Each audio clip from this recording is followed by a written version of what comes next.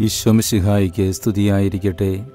ഈശോയിൽ ഏറ്റവും സ്നേഹമുള്ളവരെ, നോമ്പുകാലത്തിൻ്റെ 12-ാം ദിവസത്തിലേക്ക് നാം പ്രവേശിക്കുമ്പോൾ ഇന്നത്തെ സുവിശേഷ വായന, നമ്മുടെ വിചിന്തനത്തിനായുള്ള ധ്യാന വിഷയം വിശുദ്ധ ലൂക്കാ അറിയിച്ച സുവിശേഷം 14-ാം അധ്യായം 7 മുതൽ 14 വരെയുള്ള തിരുവചനങ്ങളാണ്.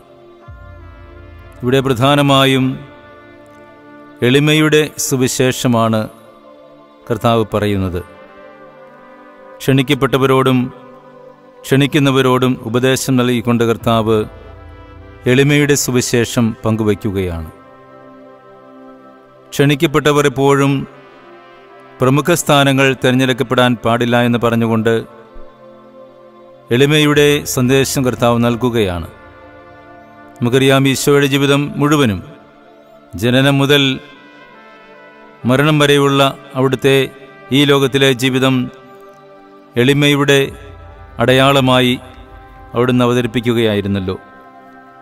അതുകൊണ്ട് തന്നെ ഈശോയുടെ സുവിശേഷം മുഴുവനും എളിമയുടെ സുവിശേഷമാണ്.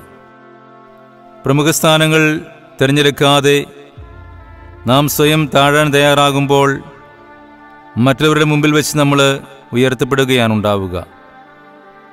നമ്മൾ സ്വയം താഴ്ന്നവരായി മാറുവാൻ തയ്യാറാകുമ്പോൾ മറ്റുള്ളവരാൾ നമ്മളെ ബഹുമാനിക്കപ്പെടുകയും നമ്മളെ ബഹുമാനിതരായി സമൂഹത്തിൽ ഉയർത്തപ്പെടുകയും ചെയ്യും. അതാണ് കർത്താവ് പറയുന്നത്. നമ്മൾ സ്വയം ഉയർന്നവരായി നടിക്കുമ്പോൾ അതിന് വിലയുണ്ടാവുകയില്ല. എന്നാൽ മറ്റുള്ളവർ നമ്മളെ ഉയർത്തുമ്പോഴാണ് നമുക്ക് യഥാർത്ഥത്തിലുള്ള ഉയർച്ച ഉണ്ടാകുന്നത്. അത് സമൂഹത്തിലുള്ള നമ്മുടെ അഭിമാനത്തിനും ബഹുമാനത്തിനും മൂല്യത്തിനുമൊക്കെ കാരണമായി തീരും. അതുകൊണ്ട് നമ്മൾ എവിടെയെങ്കിലും ചെല്ലുമ്പോൾ പ്രമുഖ സ്ഥാനങ്ങൾ തിരഞ്ഞെടുക്കാതെ താഴ്മയുള്ളിടത്ത് ഇരിക്കണമെന്ന് കർത്താവ് നമ്മളെ ഓർമ്മിപ്പിക്കുകയാണ്. രണ്ടാമതായി കർത്താവ് ക്ഷണിക്കുന്നവരെ ഉപദേശിക്കുകയാണ്. നിങ്ങൾക്ക് പ്രതിഫലം നൽകാൻ കഴിയുന്നവരെ നിങ്ങൾ ക്ഷണിക്കരുത് എന്ന് കർത്താവ് പറയുന്നു. അതായത്, നിങ്ങളെപ്പോലെയോ നിങ്ങളെക്കാളോ സാമ്പത്തികമായ ഉയർന്ന നിലവാരമുള്ള ആളുകളെ ക്ഷണിച്ചാൽ അവർ ഒരുപക്ഷെ നിങ്ങൾക്ക് പ്രതിഫലം നൽകിയേക്കാം, അല്ലെങ്കിൽ അവരും സദ്യയ്ക്ക് നിങ്ങളെ വിളിച്ചേക്കാം. എന്നാൽ നിങ്ങളൊരു വിരുന്ന് കൊടുക്കുമ്പോൾ നിങ്ങളെക്കാൾ താഴ്ന്നവർക്ക് അത് കൊടുക്കുമ്പോൾ അവർ നിങ്ങളെക്കാൾ താഴ്ന്നവരായതുകൊണ്ട് അതിനുള്ള വകയവർക്കില്ലാത്തതിനാൽ നിങ്ങളെ ക്ഷണിക്കുകയില്ല. ഇവിടെ കർത്താവ് ഉദ്ദേശിക്കുന്ന ഇത്ര മാത്രമേ ഉള്ളൂ: പ്രതിഫലം ഇച്ഛിച്ചുകൊണ്ട് നമ്മൾ ഒരു സൽക്കാരവും നടത്താൻ പാടില്ല. ഞാനൊരു വിരുന്ന് കൊടുത്തല്ലോ, അതുകൊണ്ട് അവരും എന്നെ വിളിക്കുമായിരിക്കും എന്ന് കരുതി ആർക്കും ഒരു വിരുന്നും കൊടുക്കാൻ പാടില്ല. ഒരു സഹായവും ചെയ്യാൻ പാടില്ല. എല്ലാവർക്കും സഹായം കൊടുക്കുമ്പോൾ, പരോപകാരം ചെയ്യുമ്പോൾ തിരിച്ചു കിട്ടും എന്ന് പ്രതീക്ഷിച്ചുകൊണ്ട് ഒരു ഉപകാരവും ചെയ്യാൻ പാടില്ല. അത് ദൈവിക നീതിയല്ല എന്ന് കർത്താവ് പറയുകയാണ്.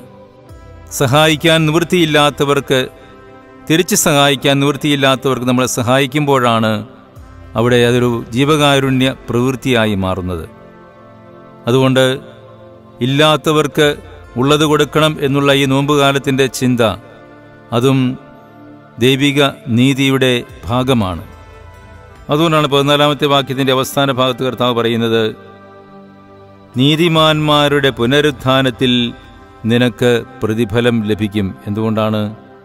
ദരിദ്രർ, വികലാംഗർ, മുടന്തർ, കുരുടർ എന്നിവരെ വിരുന്നിന് നിങ്ങൾ ക്ഷണിക്കുക, അപ്പോൾ നീ ഭാഗ്യവാനായിരിക്കും. അതുകൊണ്ട് പരോപകാര പ്രവൃത്തി, ജീവകാരുണ്യ പ്രവൃത്തി, മറ്റുള്ളവർക്ക് നന്മ ചെയ്യുന്ന പ്രവൃത്തികളൊക്കെ ചെയ്യുവാൻ ഈ നോമ്പുകാലത്ത് കർത്താവ് നമ്മളെ ആഹ്വാനം ചെയ്യുകയാണ്.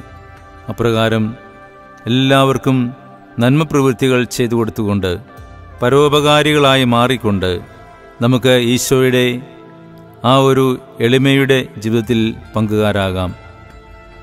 എല്ലാവരുടെയും മുമ്പിൽ ഞാൻ ഒന്നുമല്ല, ചെറുതാണ്, ഞാൻ ഏറ്റവും എളിയവനാണ്, എളിയവളാണ് എന്ന ബോധ്യത്തോട് ജീവിക്കാനുള്ള കൃപയ്ക്കായി പ്രാർത്ഥിക്കാം. അതിനായി ഈശോ നമ്മളെ എല്ലാവരെയും സമൃദ്ധമായി അനുഗ്രഹിക്കട്ടെ.